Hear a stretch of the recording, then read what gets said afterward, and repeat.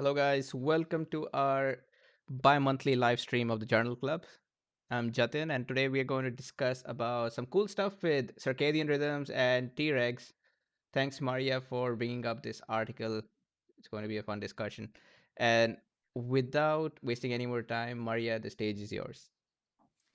Thanks, Jatin. Okay, so hi everyone. Today I'm going to talk about how regulatory T cells confer circadian signature on inflammatory arthritis. So first we need to explain a few things. The first thing is what is a circadian clock and how it works. So generally, circadian clock is a mechanism that enables cyclic functioning of the organism. It enables synchronization and adaptation to environmental changes during the day. So generally, it prepares the organism for the challenges that differ in different moments of the day. So it changes our behavior, our metabolism, or immune function. So we are ready for the challenges that we meet every day. The clock is generally synchronized with 24-hour solar day. Well, it actually helps us properly relocate our resources precisely when they are needed. So we don't waste energy, for example, on preparing for pathogen attacks at night, where we usually stay at home and don't encounter anything new. Okay, so the clock is a genetic mechanism of negative feedback loops, which is present in almost every cell. The clocks in every cells are controlled by the master clock, which is located in hypothalamus. And this master clock is able to synchronize with this solar day because it detects sunlight. Okay, so generally how it works.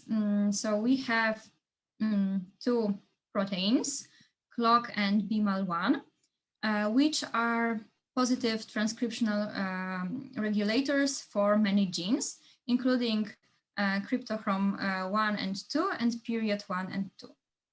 So when it attaches to promoters of those genes, it starts the translation. So those proteins are expressed. Then they start functioning. So they are phosphorylated and they act as negative regulators of transcription. So when they are present, they stop their own transcription. So after a while, their level drops. Plus also these proteins start to be ubiquitinated. So generally, and the peak of this clock BMAL1 complex is around midday, and the peak of cryptochrome period complex is around well, late evening and midnight. So, well, yeah, because of this cyclic transcription and degradation, we have maintained circadian clock. That's the general idea of this mechanism. Yeah, is it clear now? Yeah. So it looks like if we were on a different planet, we would also have a different cycle. Yeah, probably. Well, That's generally, cool what I remember is that our intrinsic clock, so if we don't have sunlight, is around 24 hours. It can be a little bit longer or shorter in different organisms. but when we have sunlight, it synchronizes to be exactly 24 hours. Mm-hmm. Now, Yeah, is sunlight the only variable that induces the transcription of these genes? Well, the transcription of these genes is like, well, let's say it's not entirely sunlight dependent. I mean, this happens in every cell, even in cells that don't detect sunlight. But synchronization to be exactly 24 hours for the cycle is thanks to this master clock that detects sunlight. And then this clock in hypothalamus is able to synchronize those peripheral clocks in the whole organism thanks to hormones or other factors. Okay, what is also quite interesting is that if you want to disrupt the clock, you can knock out those genes, but only knockout of BMAL1 disrupts the clock completely. So if you don't have cryptochrome or period, there are some functions of the clock, but if you disrupt, if you delete BMAL, then the clock is completely unfunctional. I just hold on. Are there two pathways? So one is where clock and BMAL are starting a cycle, and then there is reverb alpha and ROR alpha. They're also starting a cycle. Yeah, they are. Actually, we don't really need it for today's presentation to know this part of the pathway. But generally, they also regulate the expression of BMAL1 and cryptochrome 1. And opposing to this, clock and BMAL are also regulating the expression of reverb alpha and ROR A. Yeah, but we actually only need to remember that in certain moments of the day, the expression of those proteins peaks, and in other moments of the day, it's very low. So that's generally what we need to know. Okay, so now let's talk about shortly about rheumatoid arthritis. So it's an autoimmune disease that affects joints. It affects 0.5 to 1% of adults, mostly women and seniors. It causes inflammation in joints, which is painful and causes swelling. And also, if it's not treated, it causes deformations like here in this picture.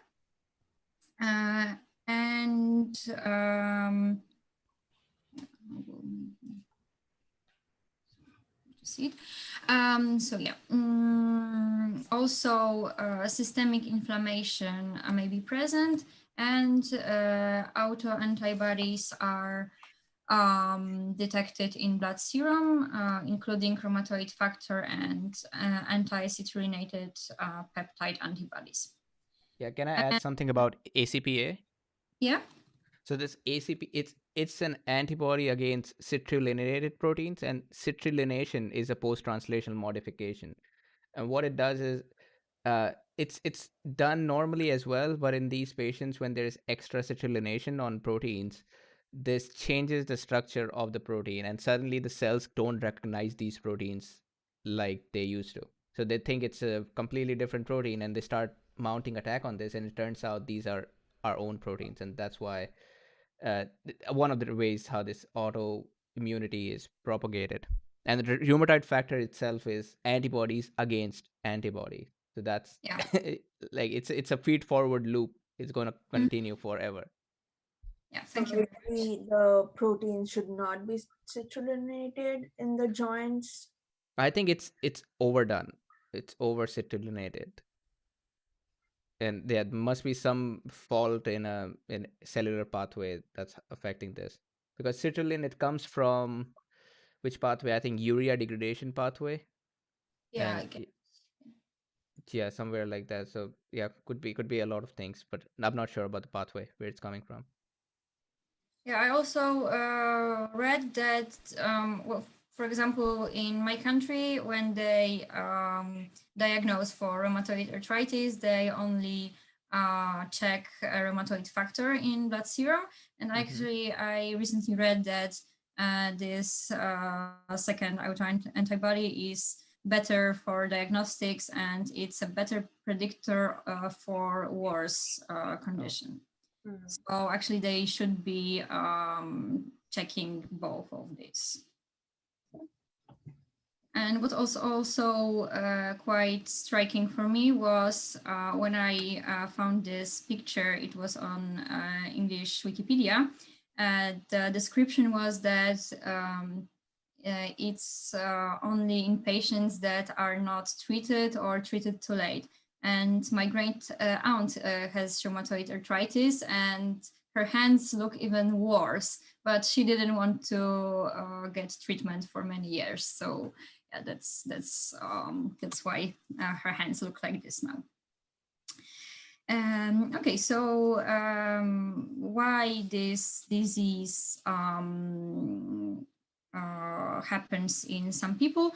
Okay, so in 50% of patients, there are genetic factors. So if you have someone in your family that has this condition, then you are likely to have it too. And there is also environmental risk like smoking. And as I know, also very severe infections may trigger this disease. I always used to think about how smoking would affect it, because we all know that smoking affects your lungs, but how would it cause autoimmunity, right? It sounds very strange. And I found out that nicotine in smoke, that comes out of the tobacco, it has its own pathway, and it can change a lot of things inside your cells. Pretty cool how things change, and we don't even know about it. So it's better not to smoke. Yeah. Yeah. Okay. So what's also quite interesting about rheumatoid arthritis is that its severity, its symptoms have diurnal variation. So the peak is at ZT6, so it's Zeitgeber time 6, and nadir is 12 hours later. So in the middle of the day, so this light phase, we have the worst symptoms, and at night we have mild symptoms. So the researchers asked a question: why do we observe these peaks and nadirs in this disease? So what cells are involved in this observed process? So they conducted a study on murine models. They used 4 strains, well, actually quite more, but for main experiments, they used 4 strains of mice. The first one was DBA1. This is a special strain which is susceptible to collagen-induced arthritis. They also used typical C57BL6, which were used mostly as a control. And they also constructed a mice that had dysregulated clock, specifically in CD4 plus T cells. And how they did it, I will describe you soon. And they also used Treg mice. These are mice in which you can ablate regulatory T cells by injecting diphtheria toxin. So if you need any information about, well, how it works that injecting diphtheria toxin ablates Tregs, I can tell you now, but I don't know if it's that important for us today. Yeah, it's fine. Okay. And all those mice were kept under light, dark, 12 to 12 conditions. Okay, so I just have a question. Yeah. So mice are nocturnal, right? Yes. So how do, like, I know these are lab models of RA, and they're not, they don't indicate the true disease, but do their symptoms vary the opposite way? Actually, what I understood from this article is that it was similar to what I showed before. So actually, it was like the peak was at ZT6 and the nadir was at 18. So yeah, it was quite shocking for me because I also thought that it would be shifted, but actually it wasn't, I guess. Okay, because I thought, I don't know, it's just a little bit confusing to me to make that transition into like how the mice circadian rhythm is very different from humans. And Yeah. so, like I would assume that if mice are most active at night, that's when their symptoms would be more prevalent. And then in the daylight, when they're technically, sleeping or, nocturnal, they would have less of these symptoms. But in the paper, I think it was very confusing. I'm still a little bit confused about it. Yeah, actually, well, what I think is that maybe because these mice are, those special susceptible mice, it makes them a bit different from, well, those typical nocturnal mice. I mean that if you induce this collagen arthritis, so maybe it's because of that it's like similar to humans. Actually, I'm not sure. I was also quite confused because I remember when a few years back I was doing a presentation on cockroaches. Yeah, very interesting. And how they also functioned in day and night. And it was also very confusing to me to make this shift that, cockroaches are also nocturnal animals. Yeah, I second that. I 100% see more cockroaches at night in my house. Yeah. Yeah. So yeah, clock can be sometimes confusing when working on nocturnal animals. Yeah, for mice, it's based on our convenience. Who wants to be working at night to Yeah. sync with mice circadian rhythms? Yeah, exactly. Although I would think that if you keep these mice awake in the daytime for long enough, eventually they will sync their clocks. Yeah, probably. So maybe they had, this setup for so many generations that they actually got used to it. Well, it wasn't detailed in the paper. Okay, so now let's look at how they constructed these mice. So mice that had dysregulated clock in CD4 plus T cells. So they crossbred two types of mice. Mice that had BMAL floxed. So it's a special mutant that is used to generate conditional mutations. So you can, by special breeding, you can construct mice that are BMAL knockouts in only chosen tissues or chosen cells. And those mice were on HER2-loc background, which means that luciferase was co-expressed with period 2 protein. And they bred them with CD4 CRE plus mice, which contain CD4 enhancer, promoter, and silencer sequences that drive the expression of this CRE recombinase gene.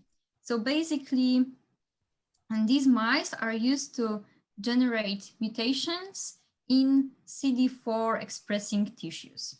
So in those CD4 plus T cells. So after breeding, they got CD4 BMAL knockouts mice that were on HER2-loc background. So they didn't have BMAL in CD4 plus T cells, but if period 2 was expressed, then the cells were glowing. And also they got wild type mice also on this per to look background. Okay, so how did they do this Treg depletion in Treg mice? So they injected diphtheria toxin during the day at ZT6 for 2 consecutive days. And also they injected this diphtheria toxin to wild type mice as a control. And they also used Treg mice that weren't injected anything as a control. After that, they collected the tissues and did some further experiments. Okay, so how did they induce arthritis? They injected collagen with complete Freund's adjuvant to DBA1 mice. There were 2 injections on day 0 as immunization and on day 21 as a boost. And they also did a similar thing to Treg mice, but they use different collagen. I mean, they use type 2 collagen, but from chickens, not from bovine type. Would you have any clue why? No, they actually didn't mention anything like that. It seems like a bad experimental design where you have 2 variables to deal with. Source of the I collagen. also was wondering why would they use different types of collagen, but actually they didn't write anything about it. And these mice were male? Yes. Is there a reason why? They're very difficult to deal with. Well, I was thinking about how in humans, women are more susceptible to arthritis. So maybe when they used male, there was less probability of, spontaneous arthritis. But that's only what I was thinking. Maybe it's wrong. The way I understand is this, so once you induce an immune response against bovine collagen, it's just going to have a antigen mimicry, and the immune system will also start responding to your own collagen. Is that how this works? Okay. Yeah, I mean that's epitope spreading. Sorry. Yeah, I think that's similar to vaccinations because you also have this adjuvant. So when you inject this, it's quite similar, I guess. And then you have, this boost by this complete Freund's adjuvant. So I guess after some time, the immune response is strong enough to start attacking their own cells. Okay, and on day 23, they started observing disease, so arthritis, and they assessed arthritis severity score according to the scale where score 1 was 1 inflamed digit, score 2 was 2 or more inflamed digits, score 3 was also swelling of the foot pad and minor ankylosis, so those deformation of the digit. And score 4 was severe swelling and severe ankylosis. That's a nice way of scoring. There's little subjectivity to this. Yes. You could have undergrads do this. I mean, maybe not that simple, but if you train them well enough. Yeah. So when mice reached score 3 or 5, they were sacrificed. Okay, so they collected limbs, lymph nodes, spleens, and blood, and they isolated cells, and they performed flow cytometry on many different cells, and they also sorted Tregs according to this phenotype. So CD45 plus, CD3 epsilon plus, CD4 plus, CD25 plus, and CD127 low. I'm not sure why they don't have FOXP3 here, but maybe they like staining. So you said that they did sorting of these Yeah. cells? Yeah, so you can't do sorting if you do intracellular staining. So FOXP3 is an okay. intracellular protein, yeah. Yeah, it would kill thanks. the Actually, never cells. sorted for Tregs, so yeah, thanks for that. Yeah, I made that mistake in my oral presentation, oral qualifier. They told me that you can't be growing these cells if you intracellular stain them because they die after that.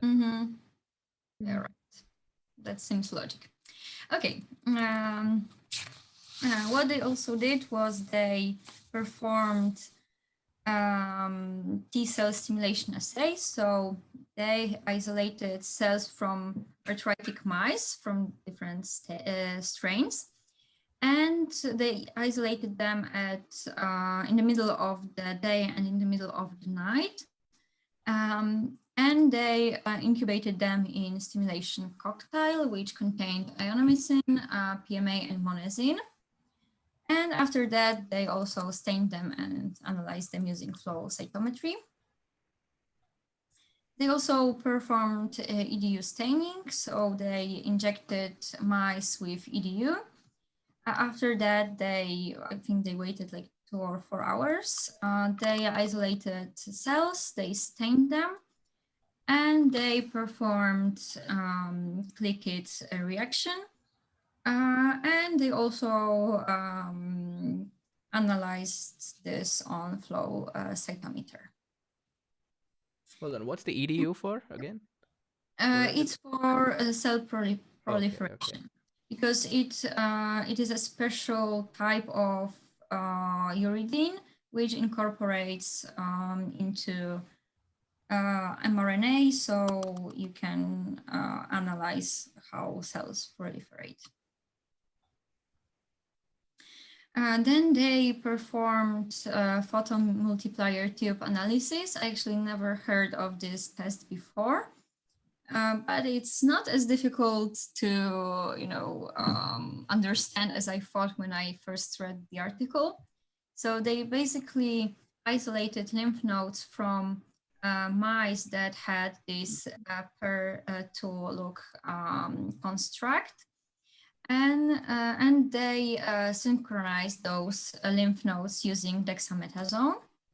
After that, they cultured them in special inserts in recording media. And after some time, they isolated naive CD4 plus T cells from those lymph nodes, and they stimulated them on plates coated with anti-CD3 epsilon antibodies, and in the medium containing anti-CD28 antibody and interleukin-2. Then they differentiated Treg cells in the media that had anti-interferon gamma antibodies, and they also contained TGF and beta. And then they also re-stimulated those Tregs in similar conditions, but without interleukin-2. So should I explain why they used anti-CD3 and anti-CD28 antibodies or not? Anybody has questions about those?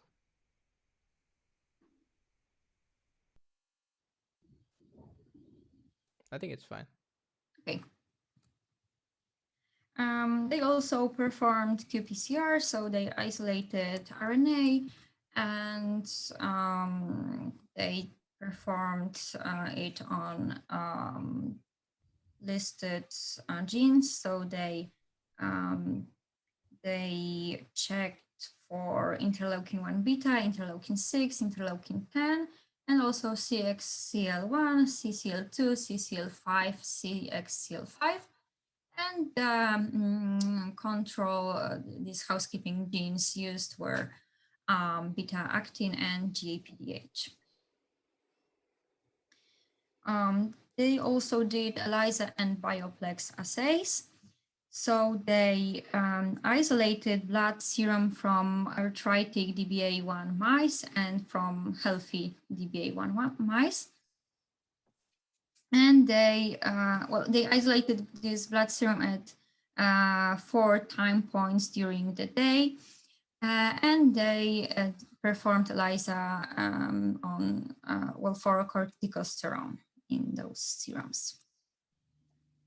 They also did similar experiment for CXCL12, but only on 2 time points, only at ZT4 and ZT6. For arthritic Treg mice, they performed 23 cytokine bioplex. Okay. Are they looking at corticosterone as, is this the hormone that synchronizes the circadian rhythms? Yes, it's it influences especially well, I think not only in immune cells, but I think for many cells, because as you know, it's this stress inducing hormone. So yeah, that's pretty strange, because we have this stuff in our bodies normally, or even as a result of stress. It's even given as medication. So is that affecting our sleep cycles? Well, I think it might. Yeah, the United States president was on DEXA for a very long time. He was tweeting at 2 a.m. Generally, steroids are quite, well, let's say not the very best drugs, I guess. Yeah, they have too many effects. Yeah, just too much. Exactly. But you know, sometimes you can't choose if you take them or not. You just have to stay healthy. So I guess, you know, slight dysregulation of the clock may not be the worst thing that's happening. So sometimes it's just better to take this steroid. Yeah. Okay, and the last thing they did was glucocorticoid injections. So they injected dexamethasone at 2 time points. So at the beginning of the light phase and 4 hours after that. And a few hours later, they collected lymph nodes and spleens, and they isolated the cells, which were then stained. Okay, so now let's look at the results. There are quite a lot of charts, but I hope I can explain it to you so that it's quite clear. Okay, so first they wanted to look at rhythmicity in collagen-induced arthritis. So they checked for macrophages in the limbs, and they found 2 populations. They found MHC2 low and MHC2 high macrophages in both control and arthritic mice.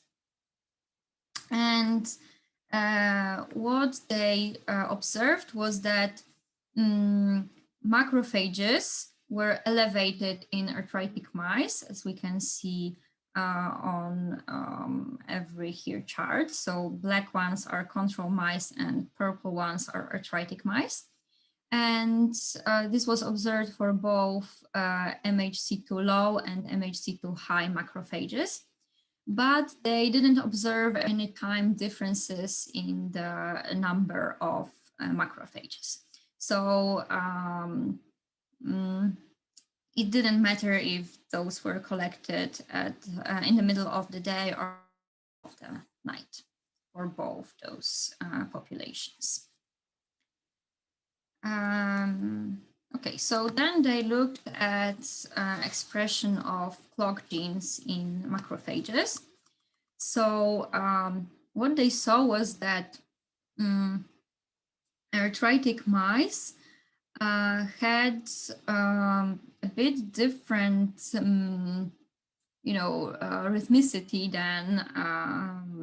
than control mice in expression of some of these genes. So as you can see, period 2 is expressed diurnally in controls, but not as much in arthritic mice. I mean, it's a bit higher in the middle of the night, but the difference is much smaller. Similar thing was observed for cryptochrome. And also for reverb alpha. For BMAL1, there was actually not much rhythmicity in control mice macrophages. And similar thing was observed for MHC2 high macrophages. So this picture was very similar for both these populations. Well, BMAL1 was the only exception because those MHC2 high macrophages presented diurnal variation in the expression of BMAL1. So we can draw the conclusion that arthritic mice have impaired clock in macrophages. They also analyzed neutrophils in the limbs. So what they observed was that there were more neutrophils in arthritic mice. So we can see that here the population is quite small, and here there are much more cells. Okay, so we can again see that in arthritic mice there were more neutrophils, but still there was no time difference in this count. It must be a little demotivating for the authors so far, because they see this time signature, but nothing is showing a change with time. So far, at least. Yeah, and knowing that macrophages, are very important in rheumatoid arthritis. Yeah, this might be quite demotivating. That even though these cells are important, it doesn't seem that they are important in this diurnal variation. Okay, so the conclusion is that both macrophages and, oh, sorry, something's wrong. There should be one more slide here. Okay, so basically they also looked at the genes in neutrophils, and they also had those genes, those clock genes were also dysregulated in arthritic mice, so they didn't show this diurnal variation. I think that the PowerPoint deleted one of the slides. I'm very sorry. Yeah, but basically the conclusion from these two short experiments was that both of those cells in arthritis have impaired clock functions. So then they went further and they decided to analyze T cells in limbs. And they observed that at nadir, there are more T cells in arthritic mice. So we can see that at ZT18, there is accumulation of these cells. And they wanted to check if it's CD4 plus or CD8 plus cells. So as we can see, CD8 plus cells don't show this diurnal variation in arthritic mice, but CD4 plus cells, we can see that they are elevated in the middle of the night. Wait, where did they sample this stuff from? Yeah, I think these are from limbs. Okay, limbs? Yeah. Okay, yeah, that would make sense. Because, yeah, it's just recruitment. It's not like they're proliferating. Yeah. Okay, they then decided to check for T helper cells, types, let's say. And they also didn't observe any diurnal variation for Th1 and Th17 cells, although Th17 cells were elevated in arthritic mice, but still they were elevated in both ZT6 and ZT18. Oh, again, I think the... Spoiler. Yeah, I think the PowerPoint deletes some of my slides, so I have to fix it. So yeah, one moment, please. Working. Yeah. Oh yeah, now we can see. This is quite important because they observed that Tregs in arthritic mice have this diurnal variation because you can see that there is more of them in the night. That's a very sharp difference. Yes, I think that's very clear that these Tregs are the cells that contribute to this diurnal variation in the number of generally T cells in arthritic mice. Okay, so what they did after that was they decided to check if the numbers of Tregs in joints, those elevated numbers, are because of proliferation of Tregs or their recruitment.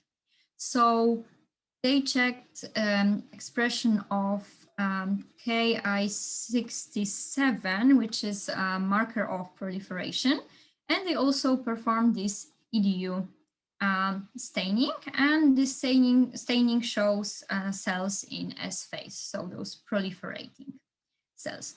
And they actually didn't observe many differences in cells from arthritic mice while looking at ZT6 and ZT18. But in healthy mice, they observed that there were more recently proliferated Tregs at night. And they also observed that there was more EDU incorporation in arthritic mice Tregs. So there were definitely more Tregs in arthritic mice, but it wasn't like the reason, well, it wasn't because of proliferation, because we didn't see any differences checking this marker of proliferation, but we could see that there were more cells in S phase. So this was probably not because of proliferation, but because of elevated numbers in general. Okay, so they also checked if Tregs are like more active. So they checked NRP1 and GITR expression. So they observed that NRP1 is elevated in nadir, so during the night in arthritis. And generally, GITR is quite elevated in arthritic mice independent of the time of day.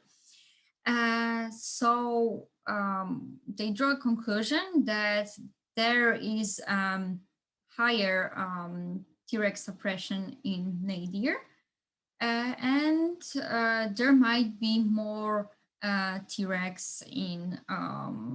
Well, they actually observed that there was there were more Tregs in those arthritic mice.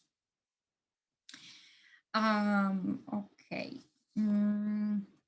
They also checked for interleukin 10.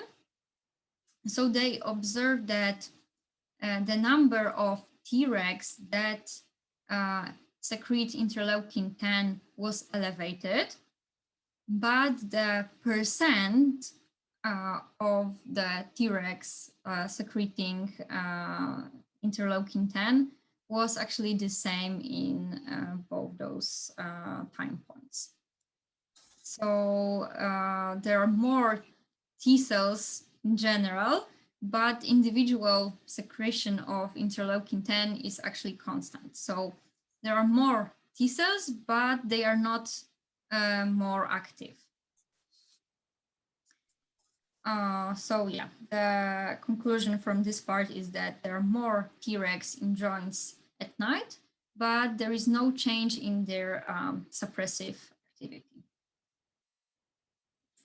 Is it clear for now? Mm-hmm. Do you have questions?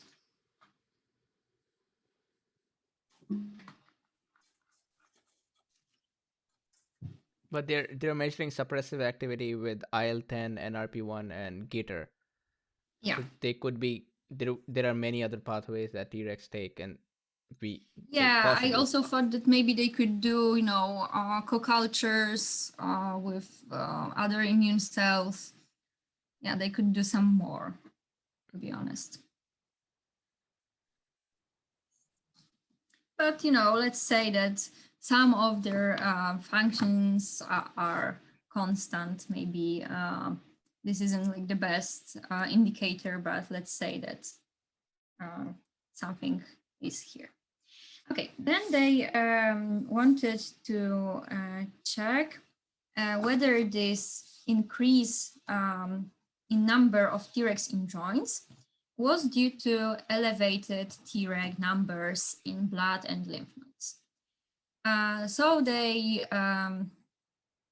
checked for Tregs in blood at both those time points in arthritic mice. And there was a slight reduction. As you can see, it didn't reach significance. But, you know, there was this slight reduction at nadir of the disease. And for lymph nodes, both inguinal, which were non-draining, and popliteal, which were draining lymph nodes, there was, well, I don't see much difference here, to be honest. So they concluded that Tregs do accumulate specifically in joints, not in lymph nodes and blood, at certain moments during looks like they could be coming from the blood. Yeah, they could be, but yeah, because there was this slight reduction, right? Yeah. Yeah. But, you know, at the same time, they do not accumulate more in blood and in lymph nodes. Okay, so then they decided to look at Tregs and their clock, if they do have one. So they used mice that had BMAL1 deletion in T cells. And from these mice, they isolated lymph nodes and they checked for their, they synchronized them and they checked for their rhythmicity. So the whole lymph nodes, as you can see, are rhythmic. So this pair2 look bioluminescence was rhythmic. And also the period, so the duration of the whole cycle was quite similar in wild type mice and those knockouts. And the same was observed for popliteal lymph nodes, so they were also rhythmic, and the period was also similar in wild type and knockout mice. Okay. After that, they analyzed expression of clock genes in Tregs. And there was no diurnal variation for period 2, BMAL1 and cryptochrome 1 genes in wild type mice, but there was variation for reverb alpha. And as we can see, there was also no variation for period 2, BMAL1, cryptochrome 1, and reverb alpha in those knockout Tregs. Although the expression of reverb alpha and cryptochrome 1 was changed. And also for, well, BMAL1 was supposed to be low because, it was knockout. Okay. Okay, after that, they analyzed Tregs from culled naive mice. They were culled at 6-hour intervals. And again, there was no rhythmicity for period 2 BMAL1, cryptochrome 1, but there was observed rhythmicity in reverb alpha. So the peak was around ZT6. So they drew the conclusion that Tregs don't have autonomous clock, but thanks to reverb alpha expression, diurnal expression, there is a provided rhythmicity in response to exogenous signals. So without those signals, Tregs cannot perform this clock activity, but if they get some signals from outside, for example, from hormones, they do response to that. Okay, after that, they decided to check if Tregs are synchronized after activation, because maybe after activating them, there would be, some clock activity. So, okay, here we have a chart that shows us this rhythm in different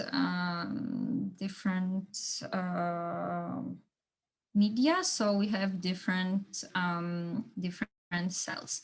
So the black line are naive CD4 cells in control media. And then we have blue line, which are activated T cells.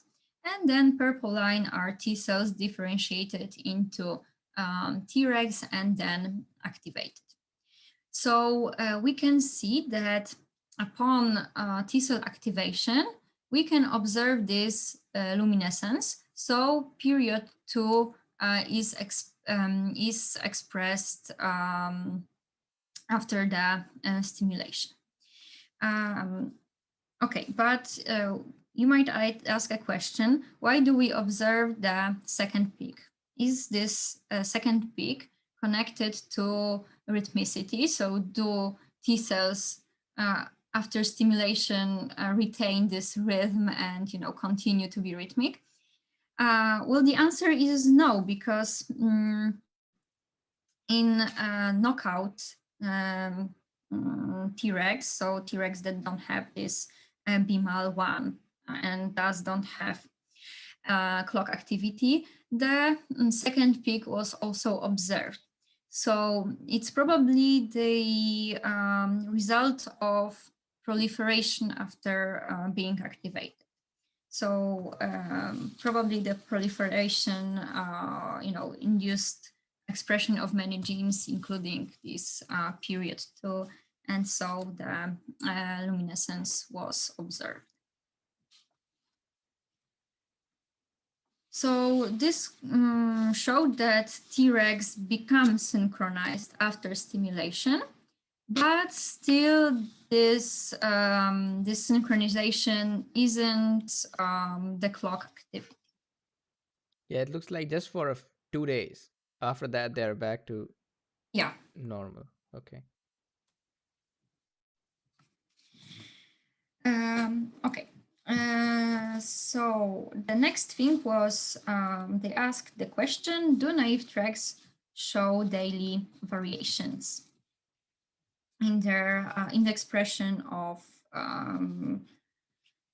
different proteins? So they analyzed naive Tregs phenotype. They analyzed CXCR4 expression in Tregs isolated from lymph nodes and spleen, and they observed that this expression had diurnal variation.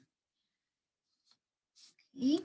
And this was also observed for those knockout Tregs, so Tregs that didn't have the clock. So, okay, they didn't have the clock, but this CXCR4 was expressed diurnally. It's very nice here that glucocorticoids, they are making something like this happen. And we did a podcast 2 months back where the authors were talking about CXCR4 expression in bone marrow, that is not in bone marrow, sorry, in immune cells, that is triggered also by glucocorticoids. All And right. yeah, it looks like glucocorticoids. I'm sure they might be it. Are we going to talk about oh, yeah, we are going to talk about glucocorticoids soon. Yes, we are. So give me a few more minutes and I'll get to that. Okay, so they also decided to check for CXCL12, which is a ligand for CXCR4. And this ligand didn't have diurnal variation. So the expression of CXCR4 was not dependent on the presence of this protein. Okay, and as we know, this might have an impact on migration because it's the chemokine receptor.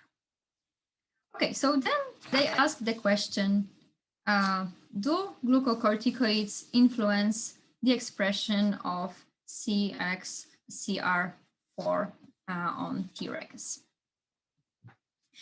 Okay, they injected dexamethasone at ZT0. Why this specific time? It was because the endogenous glucocorticoids at this moment during the day are the lowest. So injection at this moment was less likely to be, enhanced by endogenous levels of hormones. And they then analyzed expression of CXCR4 in different cell populations in spleen and lymph nodes. And the expression was,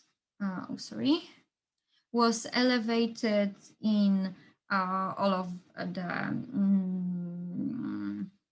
the investigated cells. So in CD4 plus, CTL8 plus, and in Tregs. And what they also okay, so this expression was induced after this injection. So it was injected at ZT0, but the cells were collected 4 hours later. And as I told you about this endogenous glucocorticoid level at ZT0, we can see here the blood samples and the corticosterone level in control and arthritic mice. So we can clearly see that the levels of this hormone change during the day. So the peak is somewhere between ZT6 and ZT12 in both normal mice and arthritic mice. So this provides like an insight that, well, if those corticosteroids have influence on CXCR4 expression and they are expressed diurnally, then these hormones may have an effect on Treg cell functioning and accumulation. Such a cool finding. Yes. I'm never going to forget this part. Yeah, I also was like really happy that when I read, they finally found like this this core problem, like, you know, this core reason for the whole situation here. So yeah, that's like the probably most important conclusion here. If I was the author, I would have a dinner party tonight with everybody in the lab after this. Yeah. And this would be a good idea. Okay, so the next question was, again, is rise in Tregs the reason for this diurnal variation of CIA symptoms? So they wanted to check for expression of the listed cytokines, so interleukin-1 beta, CXCL1, and more in those Treg mice. So as we can see, there is, I will show you everything. There is a diurnal expression of CXCL1 and interleukin-6 only among those investigated. Okay, so they are like the peak is at ZT6. So at ZT18 they are the lowest. Okay, so what then was done was they depleted Tregs in mice after establishing arthritis. So first they induced the disease and then they reduced Tregs number. So here we can see the charts illustrating progression of the disease, and they measured it by measuring paw thickness. So if the paw was thicker, then we can probably well, infer that the disease is progressing. So the disease progressed in both control mice and depleted mice. As we can see, the paw thickness was greater after establishing arthritis. Strange part is it looks like the control with Tregs are doing worse than. Yes. Yeah, a little bit. Yes. Well, I think it may depend on mice, and maybe they had like the bigger group here, because you know, some of these mice are actually not that bad. Yeah, that's right. Okay. Then they checked if the Tregs were really depleted. So yeah, the administering of diphtheria toxin really depleted the Tregs also in inflamed joints. So the numbers were lower. Okay. Okay, What I wanted to show you here was that this depletion did not had any effect on neutrophils and macrophages number in joints. So even though there were less Tregs, it didn't seem that this depletion reduced the numbers of neutrophils and macrophages. And they didn't observe much effect on periphery, so they checked for cytokines in blood, in serum, and well, they did this Bioplex assay, and only interleukin 12 P40 was upregulated in those Treg mice. Okay. After that, they decided to check if depletion of Tregs during well, progression of the disease, so not after, but during establishing of the disease, changes anything. So the expression of the cytokines was elevated in Treg depleted mice, arthritic mice. So CCL5, interleukin-1 beta, CXCL5, and CXCL1 were elevated, and the other three, interleukin-6, CCL2, and interleukin-10, didn't change. All of this is at time 18. Yeah. Okay, so it's 18 versus 18. There's no time difference in these. Okay. Yes.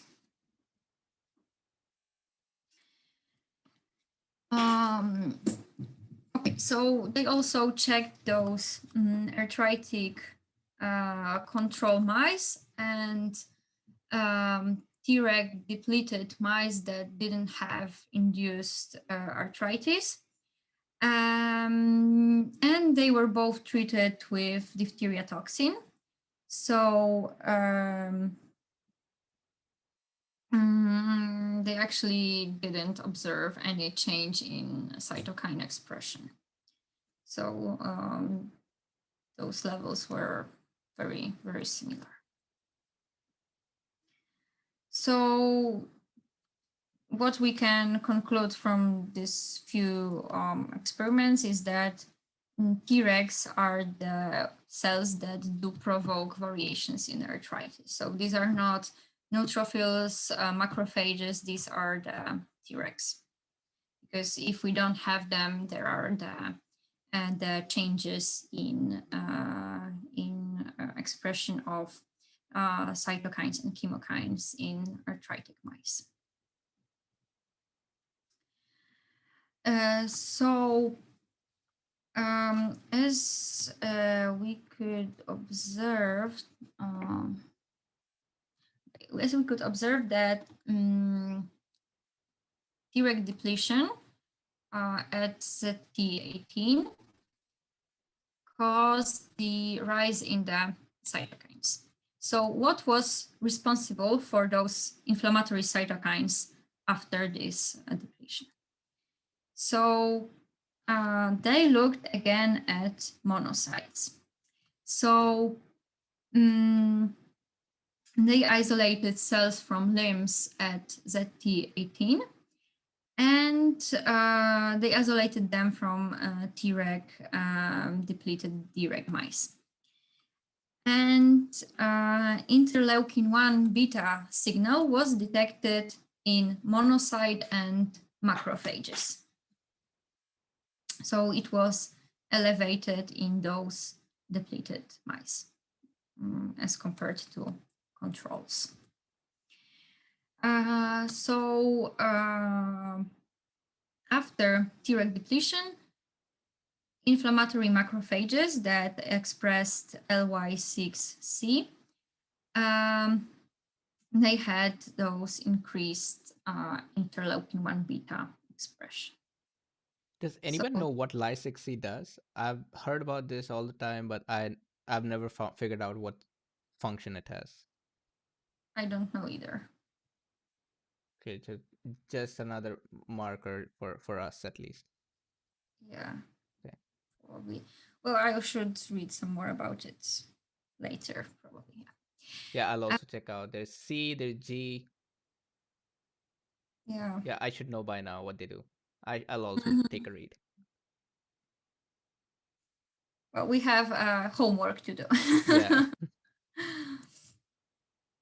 Yeah. Okay, so still this depletion doesn't affect monocyte numbers. So it affects interleukin-1 expressing monocytes, but the overall number is not affected.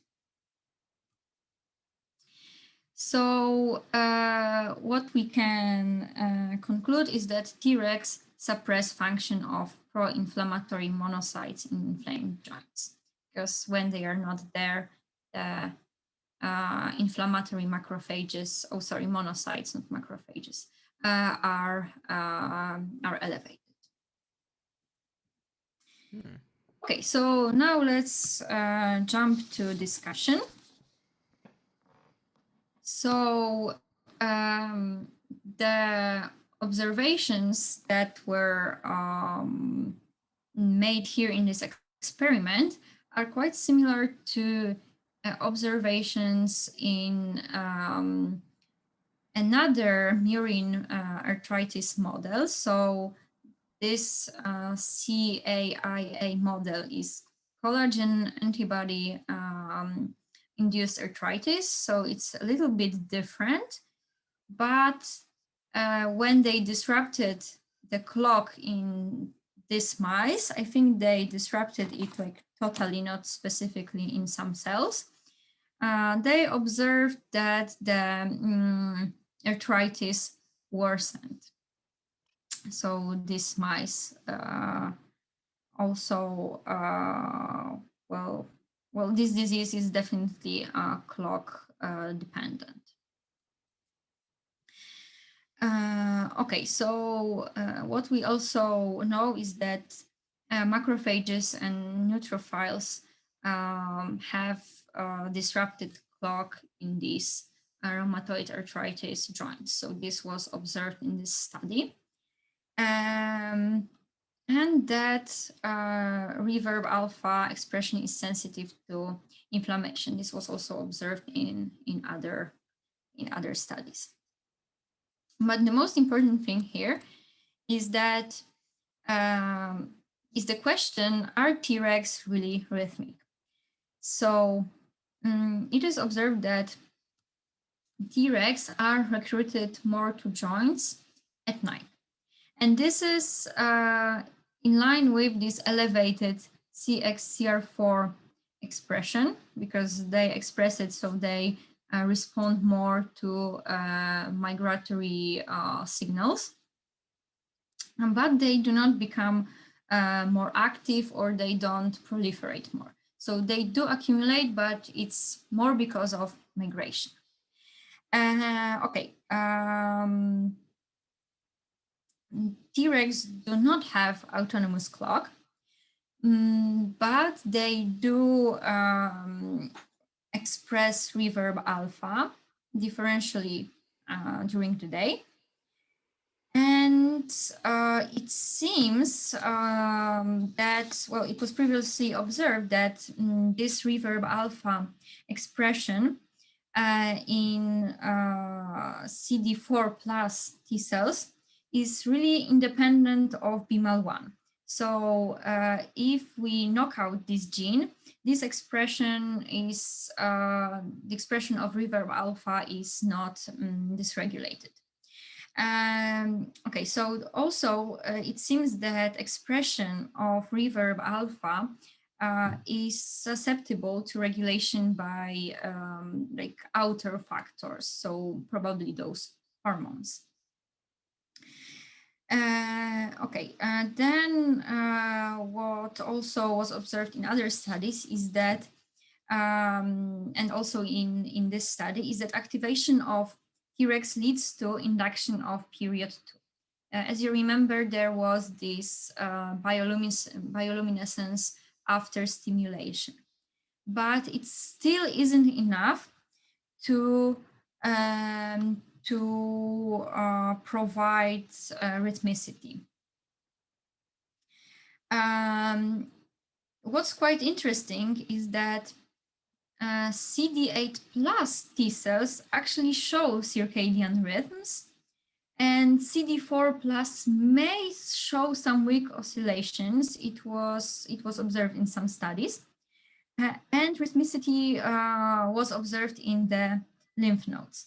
But it seems that not every cell that resides in the lymph nodes is involved in those rhythmic activity. Actually, there was quite an interesting study, I didn't read the whole of it, about clock and vaccinations, and they did examine CD8 plus T cells and their rhythmicity. So I think it's also a good further read. Okay, so okay, so okay, well, coming back for a moment to those hormones, these hormones are the most probable outer regulators of rhythmic activity in Tregs, because dexamethasone increased CXCR4 expression in Tregs, and the levels of those hormones did depend on time of the day. But they also underline that probably fibroblasts like synoviocytes might also contribute to regulating this rhythmic activity. However, they did not examine it, as it was beyond this study. I think they're also hard to isolate. Yes. I think that especially in mice, it's really hard to isolate those very specific cells. So yeah, maybe in some further studies, some will try to do this difficult stuff. And the last thing that they observed was that Treg repress interleukin-1 beta production by those inflammatory monocytes.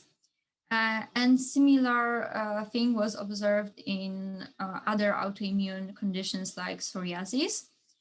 And monocytes do play a vital role in arthritis. So it seems clear that by suppressing their pro-inflammatory activity, Tregs contribute to alleviating inflammation. And as the Tregs can respond to those differential hormonal signals, we can observe that this monocyte suppression is somehow diurnal. Nice presentation, Maria. Oh, thank you very much. And yeah, so the final conclusions are that we can observe circadian rhythm in rheumatoid arthritis.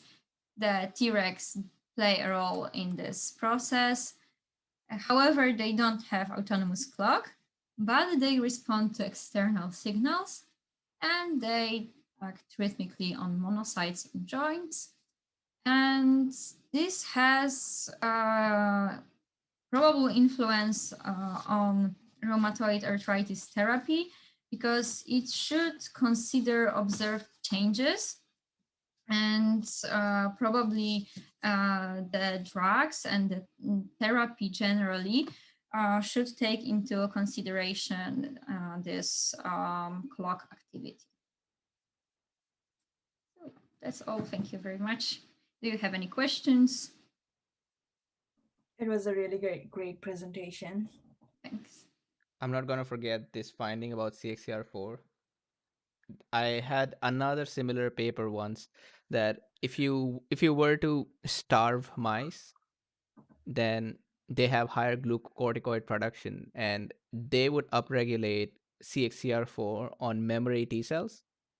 And one of another place that CXCL12, which is the ligand for CR4, is expressed is bone marrow. So I'm sure if in this study, even in this study, if they looked at recruitment of Tregs in bone marrow, they would see Tregs going there because that's a place for CXCL12 as well.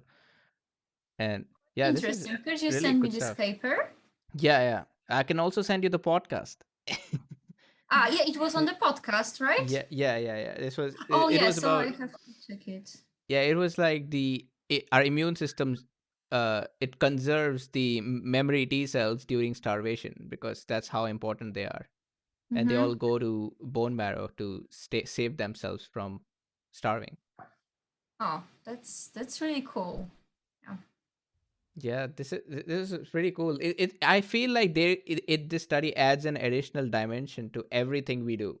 So now everything we do could also be affected by the circadian rhythm. So maybe if you're developing an oncolytic therapy for tumors, you got to look at maybe an immune response at night and day and see maybe your virus is doing something, I don't know, at the night or Yeah, I think it also like you know, brings to light the fact that we have so much problem with this artificial light at night phenomenon. So our clocks are generally getting disrupted because of all the street lights and everything. So this may have like very terrible consequences on not only our general well-being but also on our immune system. yeah. So our I think I immune saw. system. Oh yeah, Samriti, you go. I think I read a study about nurses because nurses they work at various times during the day and night. And I think they did a study to see if they're more or less susceptible to the flu. And the nurses that were regularly working at night, I believe, were a lot more susceptible to flu and other illnesses like colds and things like that than nurses that worked in the daytime, even though they worked the same amount of hours. So Yeah. Interesting. could you think it this way that if somebody's working at the night, then their circadian rhythm is flipped, and when they're out in the daytime, their immune system is down, and they would get it. Maybe that's why I feel sore throat in the middle of the night, not in the daytime. Maybe that's why because your immune system is down, and that's when we are prone. Probably. Yeah, it could be. Over a year ago, I had a presentation for one of my classes about this artificial light at night and immune system, and they actually cited one of the paper because this was the review that you have a heart attack in the morning. It's totally different than in the evening because during these different times of day, the immune cells migrate differentially to these hearts, these ischemic places, and they can, enhance inflammation or something like that. So it's better not to have heart attacks at certain times of day. I'll try not to have it. I just did a Google search and there are circadian clocks even in bacteria. Oh, really? Yeah. It's interesting. I'm just thinking maybe if you are a biotechnology company and you're producing some bacterial product, it's worth finding out which time your bacteria is producing the most stuff. Maybe at the night it's more active, it has higher expression, and that's when you want to induce expression. Like just something.